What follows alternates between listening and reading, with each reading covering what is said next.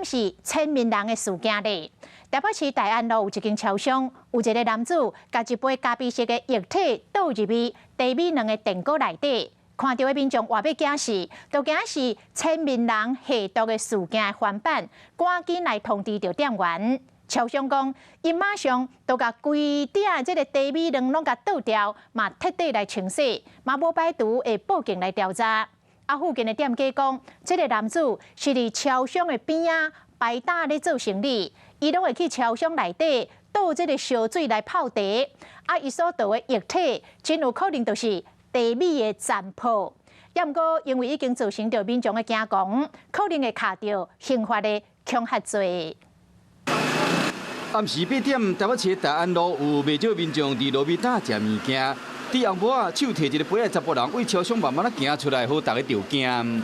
他就把茶杯里面的液体倒到那个茶叶蛋里面，蛮恐怖的。最近疫情感觉会比较敏感。伊讲3月12日暗时8点，台北市大安路的超商，这个查甫人去滴滚水时，将这个咖啡色的水倒入用茶米卤两个电锅内。当然很恐怖啊！这样谁吃了不是会中毒啊？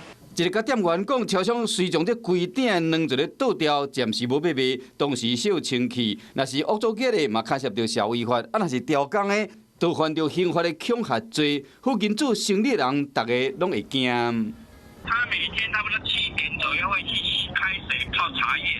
因为17年前，台中一个嫌犯学日本千面人的事件，伫超商饮料注毒药，加厂商恐吓致死1死3伤。加上疫情期间，大家对食品的安全拢提高警觉，希望讲警方会使调查清楚，和民众会当放心。